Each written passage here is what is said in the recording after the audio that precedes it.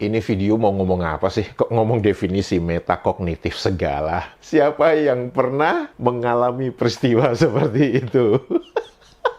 Mari kita gas!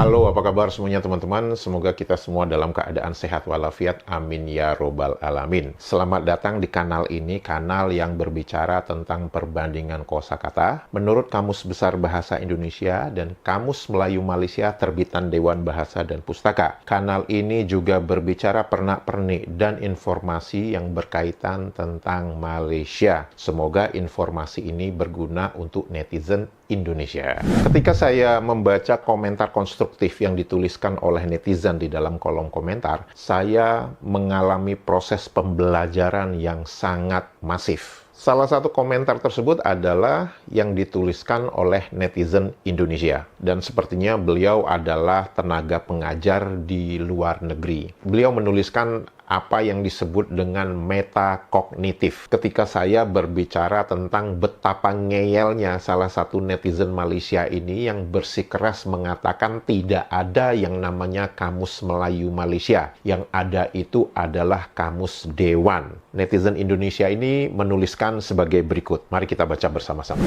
Bantahannya mengenai Kamus Dewan atau Kamus Melayu Malaysia menunjukkan ketidakmampuannya melakukan proses deduksi seperti yang Anda terangkan, yaitu kurang lebih melalui kerangka logika. Karena kata dewan bukan nama bahasa, lantas Kamus Dewan memuat bahasa apa? Yang tentu jawabannya adalah bahasa Melayu Malaysia. Diteruskan oleh netizen ini mengatakan bahwa kemampuan menarik maksud dengan proses deduksi ini memang merupakan bagian dari kemampuan pemahaman atau dalam bahasa Inggris comprehension skills yang sifatnya metakognitif. Berpikir tentang proses berpikir. Ini salah satu kemampuan yang saya ajarkan kepada anak didik saya di peringkat sekolah dasar. Saya sangat berterima kasih atas komentar konstruktif seperti ini, karena dengan itu saya juga melakukan perjalanan, melakukan pembelajaran. Dan itu membuat saya ingin mengetahui, apa sih definisi,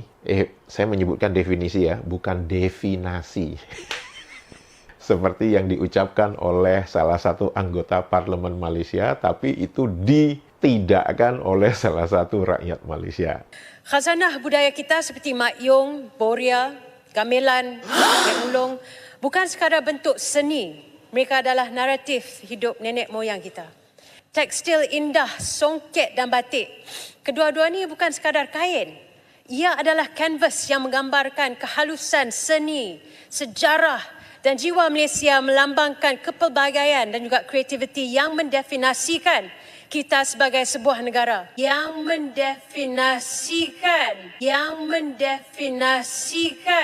Definisi metakognitif menurut hasil obrolan saya dengan ChatGPT itu adalah sebagai berikut. Kemampuan untuk memahami dan mengontrol proses berpikir kita sendiri. Istilah ini berasal dari dua kata, yaitu meta yang berarti di atas atau melampaui dan kognitif yang berkaitan dengan proses berpikir. Jadi secara sederhana metakognitif itu adalah berpikir tentang berpikir. Metakognitif itu melibatkan dua komponen, yaitu pengetahuan tentang kognisi. Ini mencakup pemahaman tentang bagaimana kita belajar dan berpikir, serta strategi yang kita gunakan dalam proses tersebut. Kemudian yang kedua, pengaturan kognisi. Ini melibatkan kemampuan untuk mengontrol dan mengatur proses berpikir kita, seperti merencanakan, memantau, dan mengevaluasi cara kita menyelesaikan tugas atau memecahkan masalah. Kemampuan metakognitif sangat penting dalam pembelajaran karena membantu kita menjadi lebih sadar akan cara kita belajar dan memungkinkan kita untuk mengoptimalkan strategi belajar kita. Ini video mau ngomong apa sih? Kok ngomong definisi metakognitif segala? Gini teman-teman ya, secara sederhana sebenarnya sejak kita kecil kecil. Ini pengalaman saya pribadi.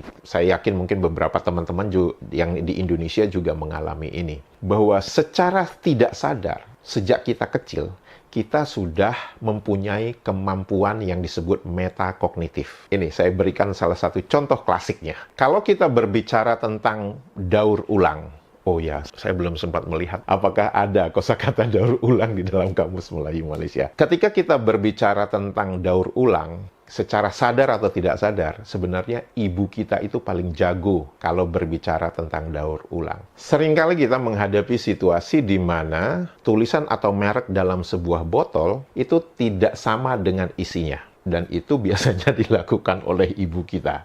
Sebagai contoh, kita mengetahui ada sebuah botol minuman plastik yang biasanya berukuran 1,5 liter. Merek minuman itu tulisan hurufnya warna putih dan berlatar belakang merah. Warna minuman di dalam botol plastik itu biasanya berwarna gelap. Minuman itu adalah minuman yang berkarbonat. Berapa kali kita quote-quote tertipu ketika kita membuka pintu kulkas dan kita melihat botol minuman yang mereknya teman-teman sudah tahu semua, warnanya gelap, terus karena kita haus, kita langsung buka botolnya, langsung kita minum. Ternyata apa? Ternyata itu adalah kuah empek-empek. Siapa yang pernah mengalami peristiwa seperti itu? Itu adalah contoh sederhana kemampuan metakognitif, di mana kita belajar bahwa apa yang tertulis sebagai merek botol itu, isinya belum tentu sama dengan apa yang kita pikirkan begitu kita melihat judul atau merek dari botol tersebut. Setuju? Dan itu adalah kemampuan kita berpikir, kemampuan kita menganalisa bahwa merek atau judul itu sebenarnya tidak penting. Yang penting itu adalah isinya apa. Kepada mereka yang lebih mementingkan judul, lebih mementingkan merek, maka konsep metakognitif ini memang akan sulit dipahami. Di video saya sebelumnya, ketika saya berbicara tentang salah satu netizen Malaysia yang ngeyel dan mengatakan bahwa tidak ada itu Kamus Melayu Malaysia. Yang ada itu adalah Kamus Dewan. Kenapa? Karena buku tersebut tertulisnya sebagai Kamus Dewan. Apa yang dialami oleh netizen Malaysia ini itu sama persis dengan anak-anak kecil yang ketika membuka pintu kulkas melihat botol yang bermerek minuman berkarbonat tadi dan itu langsung ditenggak tanpa mengetahui apa isi di dalam botol yang bermerek tersebut. Secara tidak sadar, kemampuan metakognitif yang lemah ini juga berimbas kepada bagaimana cara pemahaman ketika kita mendengar pernyataan dari orang-orang yang bergelar profesor, yang bergelar akademis yang lainnya. Disebabkan yang berbicara ini mempunyai gelar profesor, gelar akademis yang mentereng, maka mereka mengaminkan, paling minimum mendiamkan saja ketika mendengar pernyataan orang-orang yang bergelar akademis ini mengatakan bahwa Borobudur itu adalah hasil karya orang Melayu. Borobudur itu adalah hasil kemajuan peradaban orang Melayu. Candi Borobudur ialah salah satu pencapaian tinggi peradaban Melayu. Bahwa istri Nabi Ibrahim itu berasal dari Melayu. Bahwa penyebaran orang Melayu itu dari Madagaskar sampai Kepulauan Pasifik Selatan. Bahkan diaspora orang Jawa yang ada di Suriname juga dianggap sebagai orang Melayu. Yang lebih parah lagi, bahasa Melayu dipertuturkan oleh 300 juta orang. Ini perkiraan jumlah penutur bahasa Indonesia di dunia. Di Amerika dan Eropa, Amerop, itu sekitar 2 juta orang. Kemudian di Aspasaf, Asia, Pasifik, dan Afrika, itu sekitar 2,4 juta. Di Asia Tenggara, minus Indonesia, itu sekitar 5,2 juta orang. Malaysia selalu mengklaim bahwa penutur bahasa Melayu itu 300 juta. Pertanyaan kita, dari mana mereka punya data 300 juta? Padahal penduduk Malaysia saja tidak sampai 50 juta. Berarti sisanya itu adalah penutur bahasa Indonesia. Kalau mereka mengklaim bahwa penutur bahasa Melayu itu 300 juta, saya katakan itu omong kosong.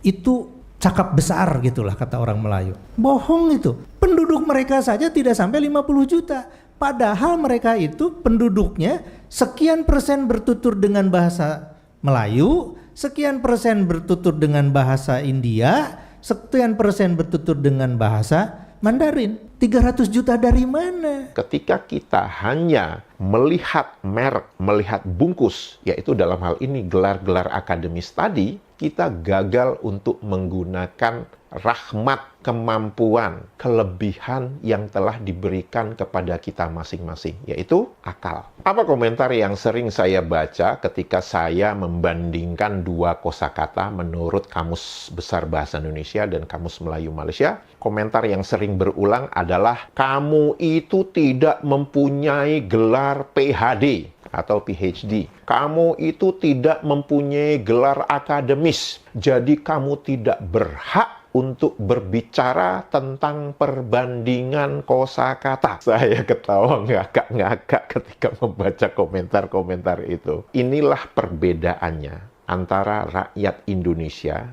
dan rakyat Malaysia tentang bagaimana melihat bahasanya. Rakyat Indonesia melihat bahasa Indonesia sebagai milik mereka. Oleh karena itu, setiap rakyat Indonesia berhak untuk berbicara tentang bahasa Indonesia. Dan Badan Pengembang Bahasa Indonesia itu adalah badan yang mengatur bagaimana penggunaan bahasa Indonesia. Tapi tidak berhak untuk melarang rakyat Indonesia untuk berbicara tentang bahasa Indonesia. Nah, kita lihat seperti komentar dari netizen Malaysia ini yang mengatakan bahwa saya tidak berhak berbicara karena saya tidak memiliki gelar akademis. Artinya, secara tidak langsung adalah rakyat Malaysia ini ingin mengatakan bahwa kalau Anda tidak mempunyai gelar akademis, kalau Anda bukan bagian mereka yang mengembangkan bahasa Melayu Malaysia, baca Dewan Bahasa dan Pustaka, maka Anda sebagai rakyat Malaysia tidak berhak untuk berbicara tentang bahasa Melayu Malaysia. Anda diam saja, ini kita cekokin kamu. Cekokin itu apa ya bahasa Indonesia? Oke, kita suapin kamu dengan, ini nih, kosakata ini sudah ada di dalam Kamus Melayu Malaysia. Udah, pakai. Walaupun Anda tidak pernah kenal kosakata ini, tidak pernah digunakan kosakata ini, tapi kosakata ini sudah tertera di dalam Kamus Melayu Malaysia. Udah, gunakan ini. Jangan banyak tanya, jangan banyak diskusi, jangan banyak argumentasi. Udah, pakai aja. Teman-teman bisa melihat perbedaan yang nyata itu? Berbicara tentang dunia akademis, jika seseorang itu mempunyai gelar akademis, maka pernyataan-pernyataannya itu harus didukung oleh bukti-bukti empiris dan berdasarkan prinsip dan metode ilmiah. Di dunia akademis juga ada yang disebut dengan kebebasan akademis. Namun perhatikan kosakata akademis itu, di mana kebebasan akademis Anda itu dibatasi oleh prinsip-prinsip akademis, yaitu prinsip dan metode ilmiah.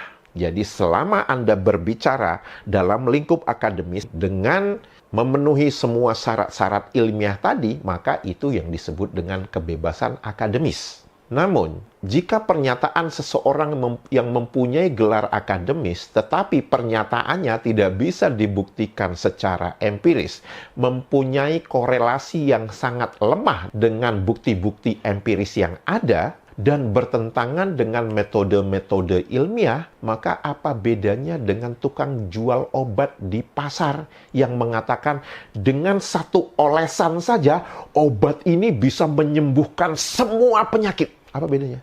Gak ada bedanya kan? Ini juga sebenarnya konsisten dengan apa yang pernah diucapkan oleh salah satu Khulafaur Rasyidin yang mengatakan bahwa jangan perhatikan siapa yang mengatakan, tapi perhatikan apa yang dikatakan. Dan itu konsisten dengan apa yang saya katakan sebelumnya. Kalau kita hanya melihat judul botol, kalau kita hanya melihat merek botol, dan ternyata begitu kita tenggak, ternyata itu empek-empek, itu sebenarnya prinsipnya sama, bahwa kita harus melihat isi. Jangan hanya melihat bungkusnya saja.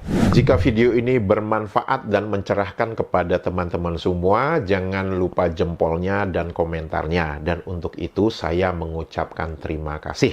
Sehat walafiat selalu. Dadah.